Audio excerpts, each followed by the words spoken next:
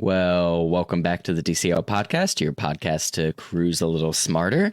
This is our January Cabanas show. I am your host, Lake, and I am joined by my lovely co-host, Christy. Christy, how are we today? Crazed. How are you? How was your day off? Did you have a lovely day off? I did. It was very productive. I have lots of videos for my channel to do and lots of editing and behind the scenes things that we're doing for DCL. So it was a very busy day, but it was quite productive. Had an awesome run this morning too. Oh, good. Yeah, I saw that on Instagram. If you guys aren't following Lake on Instagram at MouseGen, you should, because you can see his running and just see other various updates from him, which is nice. Yes. And as usual for our Cabanas show, we are live for our Patreon members. And just a quick note, if you weren't aware already, our Patreon page is changing. The old DCL Patreon page will be going away in February, and we have already launched a new Patreon page. Many of you have already resubscribed, but if you haven't already, we would appreciate you considering to continue to support the show and move over to the new Patreon. The link to that right now is DCL or patreon.com/DCL_podcast. Once we shut down the old page, it will take over the just straight DCL podcast link. Again, we do sincerely hope that you reconsider continuing to support us. We are doing a lot with the Patreon to revamp the program, offer you more exclusive content, such as early episodes and early snippet shows. We're going to be doing some different planning shows with Christy and I for our cruise, as well as going live for shows like this Cabana and Zoom meetups as well. And on the go content where we might be like the cruise that we are cruising on the summer together, we will record some things while we're there that we'll be able to upload to the Patreon page while we're doing it. And we appreciate it if you are interested. And if you're not, and you want to just listen on the regular feed like normal, we appreciate that as well. Absolutely. Well, should we get down into it? We've got quite a bit of news here to talk about. Lots of Lighthouse Point Lookout Cay news, which we're going to kick it off with. Christy, you want to take it away here? I feel like it's still going to be Lookout Key because Key, C-A-Y, is pronounced Key in the Bahamas, unless you are Royal Caribbean and you call it Coco Cay so that it rhymes with Perfect Day. But let's start with, we have Cabana. Well, there's two things and you know what? Let me just say this. In the past, we've had lovely little scripts. We don't have said script today. So it might not be quite as polished as other shows, but I know that I've had a bit of a day and a weekend, and Lake's been working a lot too. So we'll just please accept it not maybe sounding as polished. It's always sounded. But Lookout Key. See, I did it too. We just should write Key right in our notes from now on. Can we just call it Lighthouse Point? Lighthouse Point now has port adventures on DCL.com's whatever, DisneyCruise.go, blah, blah, blah's website. And you can get to it by going to the port adventures section, go to Bahamas, filter out, and just put in Lighthouse Point. It says Lookout Cay at Lighthouse Point. It's ridiculous. It's so long. And do we think that's because there are lighthouse points in other places? That's my theory, that's why we have the ridiculous long name, but we're just still going to call it Lighthouse Point. You can now see some of the paid excursions that you can do. Obviously, you can go to the island, you can enjoy the beach, you can do the things like you used to. We don't exactly know what all that's going to look like, but we do know that there's a bunch of included activities there. But now there's a whole bunch of really cool extra charges. You can go scuba diving. There's a snorkel trip. There's actually why can't I think of the word? Where you go and learn about the island. Oh, so there's some different historical both hikes and different vehicle tours. They have an ATV style tour, which takes you to a secluded beach. And then apparently it also takes you to the lighthouse, which is kind of a big deal. There is straight, Eleuthera history tours where they take you more into the island of Eleuthera, show you some of the different historical buildings and some of the different natural areas around there. Lots and lots of different snorkeling options. There is like kayak with snorkeling. There is biking with snorkeling. And snorkeling where you could take a boat out to snorkel, which is different than Castaway. Yes, lots of different catamarans and then go and do your activity. So definitely a lot of really cool different options. A lot of your kind of things you would expect from a Bohemian Islands excursion. So definitely cool. I like that they've expanded this out. And then I do too. And I like that we get to see it. The people that are in concierge and are doing that pre-cruise, that like first one on the Magic, they've already sent out their request. And I don't know what of all the things will be available for that cruise, because it does say, it has always said on the website that it will be like limited access or partial access. There's a word they used to the island, but at least so those people are able to start making adventures for what is considered the fantasy inaugural cruise. For those listening live, the concierge email that goes out like 137 days or whatever it is before the cruise actually goes out tonight at midnight. And so we'll know by February 5th or something like that what port adventures that things we've actually secured that we've requested. And then, so like it's happening. This island is opening in theory. I mean, they better, right? Otherwise you have a bunch of sad cruisers. So I wanted, though, to point out that on the website, there are no prices or details for Cabanas, but you're going to hear it here first. I just wanted to say that. But I have that information. So we do have the information on the Cabanas. There are 21 family beach cabanas. 4 of those 21 are grand cabanas. So that's actually less regular sized family cabanas than are currently on Castaway, which I found interesting. The cabanas are now, for the regular standard size cabana, $963 for up to 6 guests. You can pay like $50 more or something like that to go up to 10 guests in a regular size cabana. Or the grand cabana is $1,375. Maximum people 16, but $1,375 includes 10 guests. These are a price increase, or at a price increase, but of course Disney can charge it because they sell out every week. So, and even the Castaway family cabanas have gone up in price. The adult beach has 7 cabanas, which is, I believe, 3 more than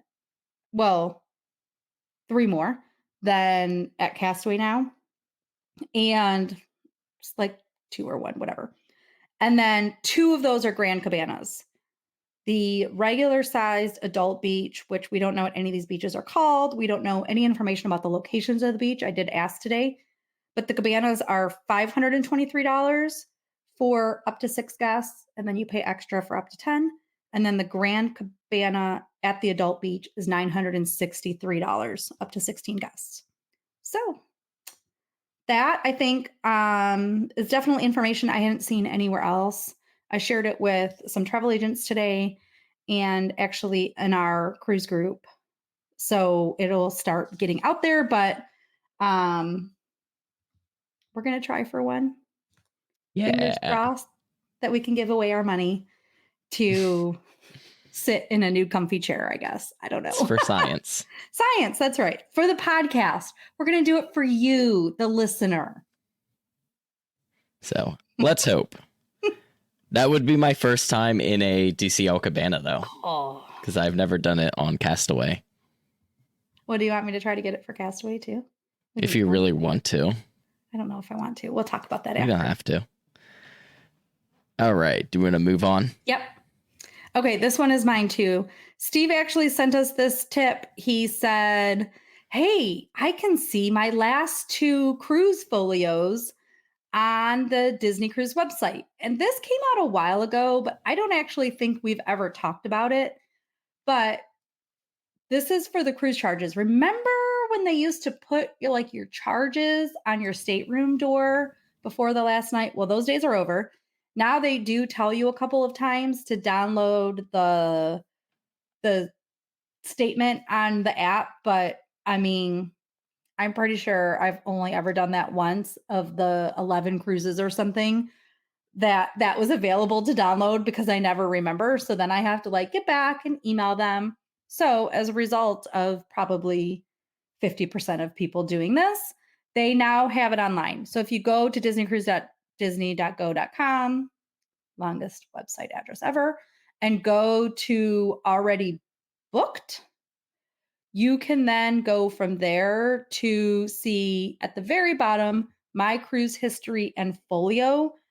And there you can pull up your cruise bills. I think it takes, and this is also where just above that is where you'll get your cruise photos after the cruise. But the folio, and this is if you, I'm sorry, I'm all over the place, but the cruise photos are if you get the entire photo package. You can't buy photos after the cruise that you didn't indicate you're going to buy, if that makes sense. So you can't the cruise can't be over and you're God, I really wanted that picture with the, I don't know, the porthole or whatever. If you didn't say it before you got off, you're not going to be able to. But if you had the cruise package, photo package, that's where those would be. Or if you already indicated you were buying one. But you can see now your billing right on the website.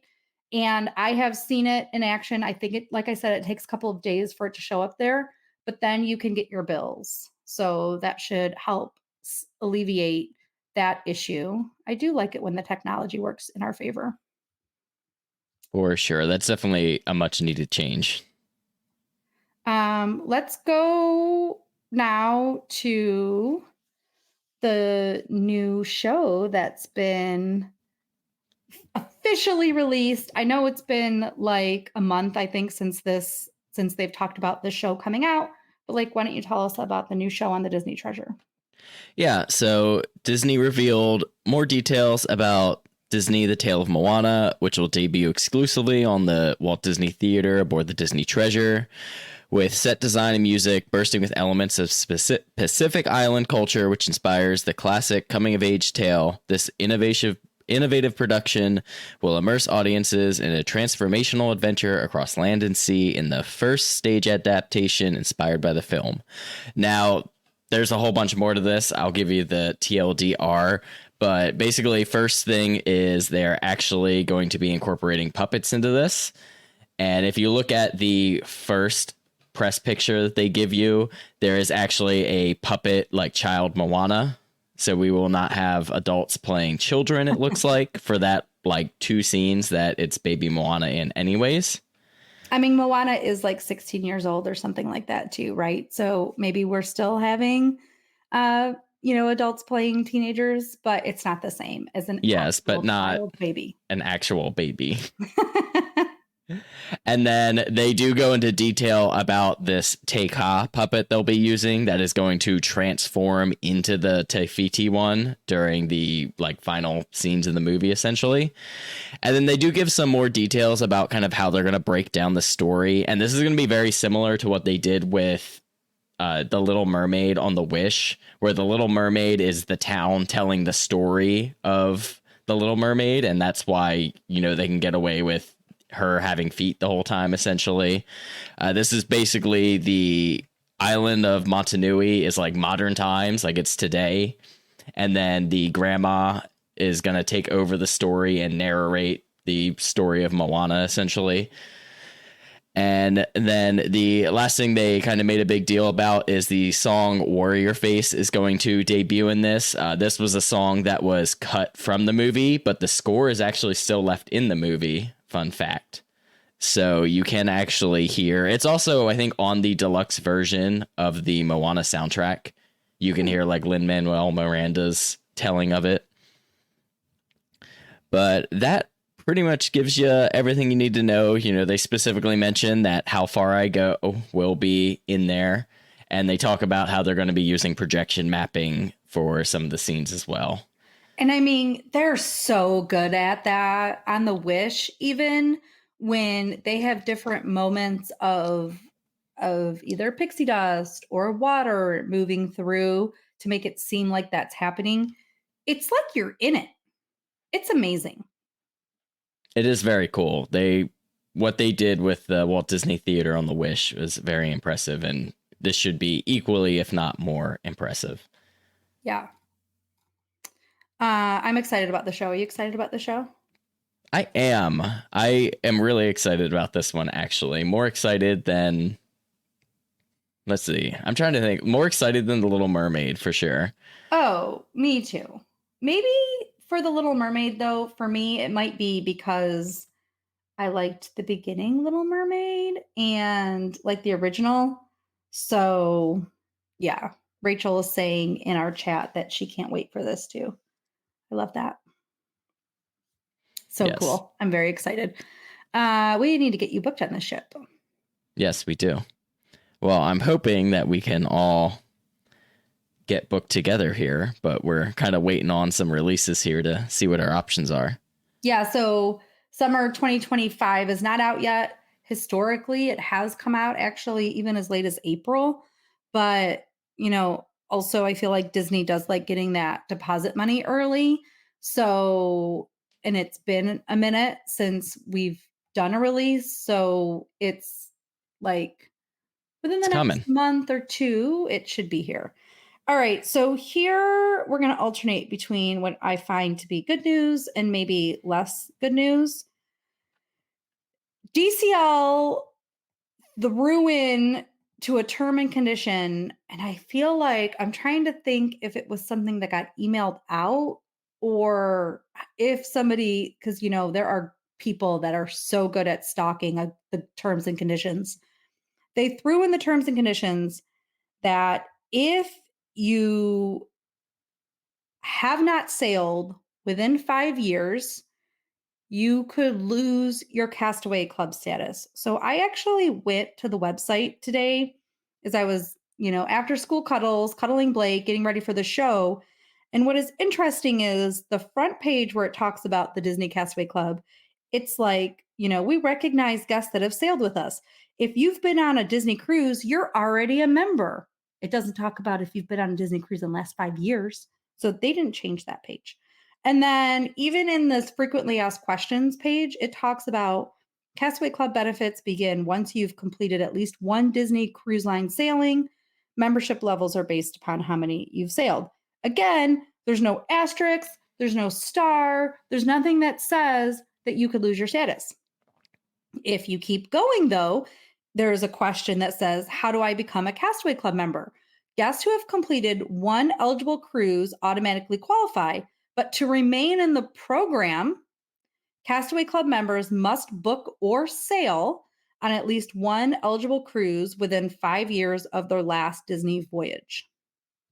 Bom, bom, bom. The issue, I have so many issues with this, but I'm curious about those who've listened. Have you heard about this? What are your thoughts? Some people in one of the cruise groups I was in, I'm not in any of the big ones. I save that for listener Liz, and then Chad, our listener too. Some of our listeners will actually give us in our Patreon group. They'll be like, oh, look, did you guys see this? Because we'll let them like stalk the big cruise boards. Cause I'm not interested in those pages right now. So it's good that they'll do it for me. So I'm curious though, have you guys come across this? What you think? The issue is, and I said this in one of my cruise groups, like when my son is in college, or he's, going to grad school, or what if he ends up in medical school? He's going to have a period of years where he's not taking a Disney cruise.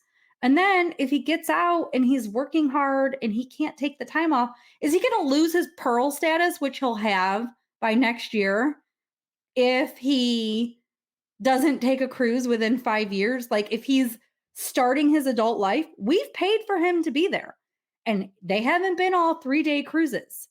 So really, Disney, he's going to lose his status if while starting out, he can't take a cruise. So then the website also says, so then there's additional term and conditions somewhere else. Like if you, there's like a Castaway Club rules, like where all the fine print, all the legal stuff in. First of all, Disney says in there that they can terminate the program at any time, which I find very fascinating. And it says, again, the activity period, like the program will automatically terminate without notice if the member does not book or complete an eligible DCL cruise within the activity period. The activity period shall mean the 5-year period after debarkation day. I feel like there's something wrong with that sentence, of the member's last eligible DCL cruise. However, DCL may, but is not required to, extend the activity period. Okay, so DCL is going to pick who they want to extend the activity period for? Like, do we have to call DCL to ask them to extend? I have so many questions. I think it's crazy for them to make a policy like this after, 3 years ago, there was a period of time where just no one could sail anyways. And then after that, only a limited number of people could sail.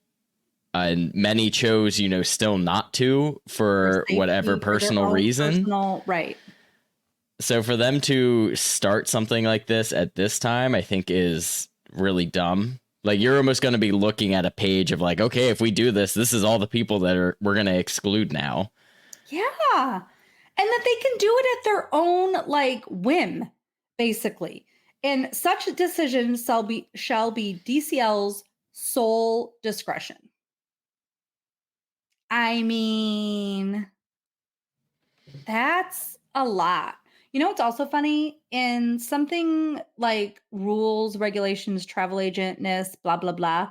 They talk about how we're never supposed to refer to DCL as DCL. In this fine print of DCL, of Disney Cruise Line's website, it says DCL everywhere. I would just like to point that out.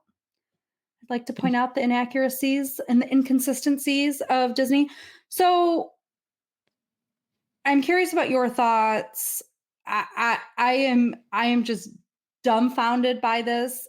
I cannot believe Disney did this and Disney put this out there. And I was talking to somebody today because I was asking if she had heard anything. I don't know why. Oh, I had to book a cruise and I had to book it with someone's Castaway Club number because I didn't have their birthday, whatever. It all worked out. But I had asked if they had said anything about this program because actually these clients might be more than 5 years. It doesn't really matter right this second, but since their last cruise. And she's like, no, nobody's ever really brought it up. We just got an email. She's like, I'm curious what other cruise lines do. No, Disney Cruise Line. No other cruise line takes away your status. So like I last cruised Carnival, Blake was 2. He's now 10. Whatever status I had with Carnival, I'll still have. Same with Royal, same with Princess, same with Celebrity. Give me a break, Disney. Somebody in a group was like, well, they need to get rid of having too many members. This isn't the way to do it. I mean, the point is for them to have as many members as possible because they want to encourage you to rebook. Now, I understand as year-to-date stands, ships are full. They don't need a whole lot of incentive, but that's not always going to be the case. Right. Don't bite off the hand that feeds you. And DCL can't stay afloat by just having new cruisers take the cruise. As much as they would like that. Right.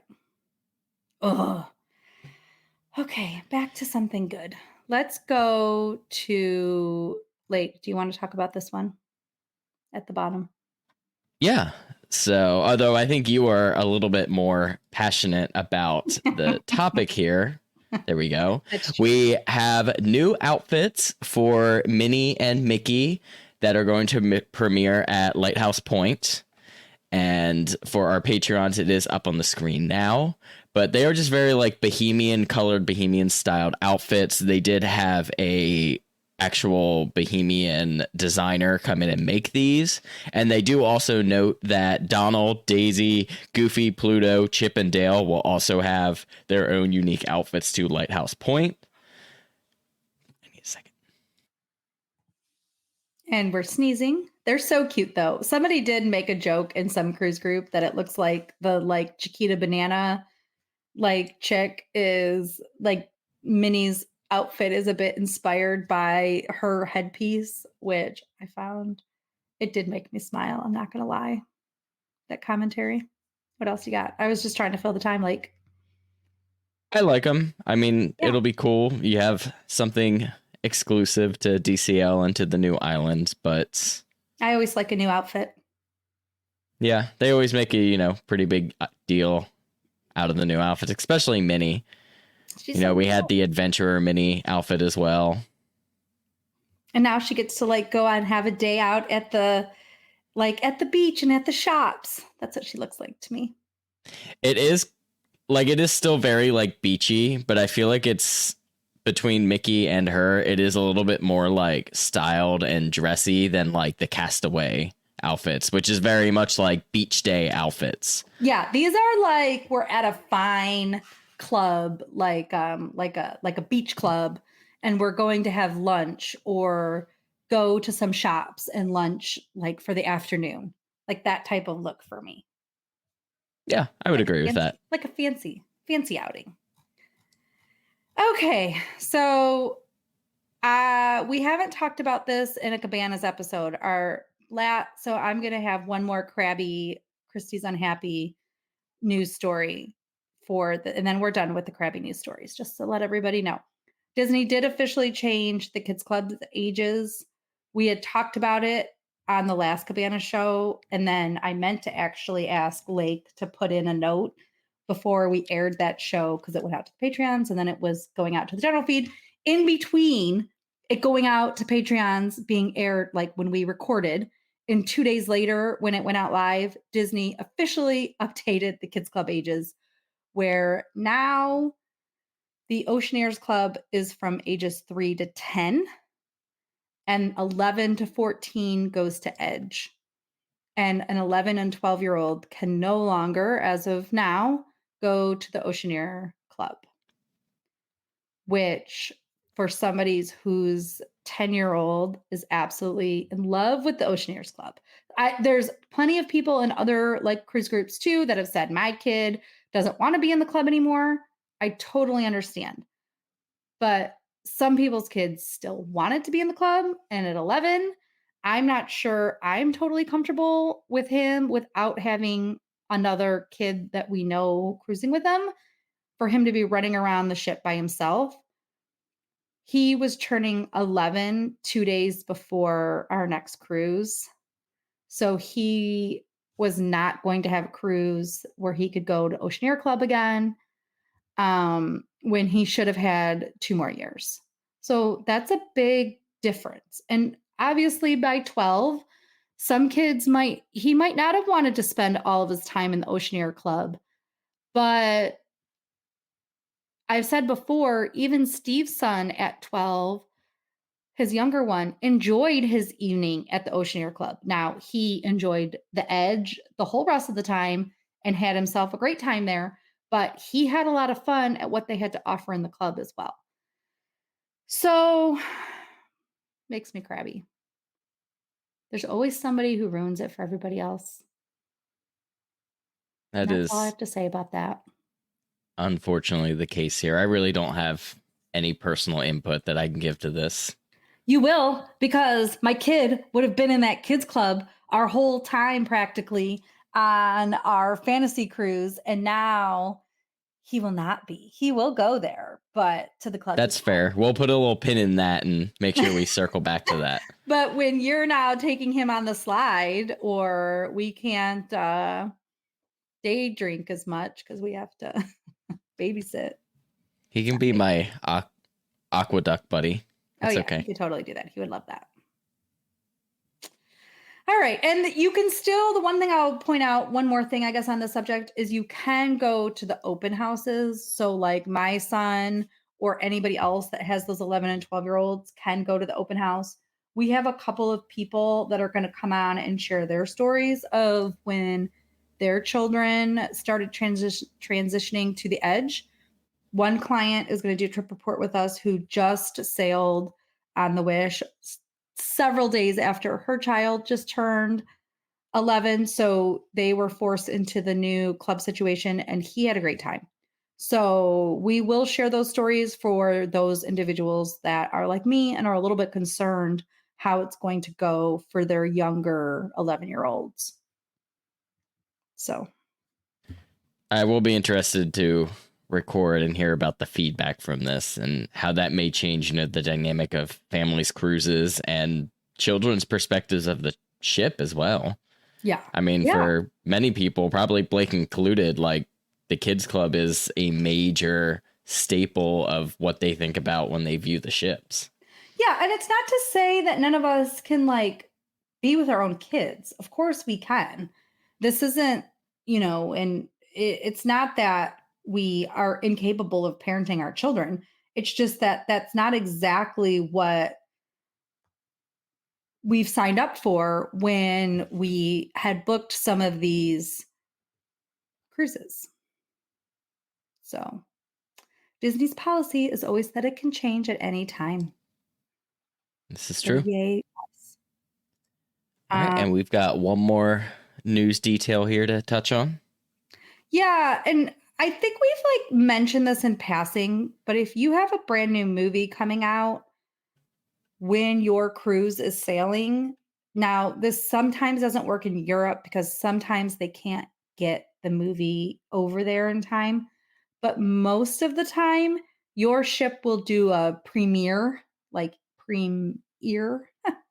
at sea of a new movie. So like for our fantasy cruise, Inside Out 2 is coming out during our cruise, and 99 times out of 100, Disney will have gotten that movie and will have permission to share it on the night of the premiere. Sometimes it's like the night before, even as long as it's late enough or whatever, where they can share it and you can watch it. There's no charge for it.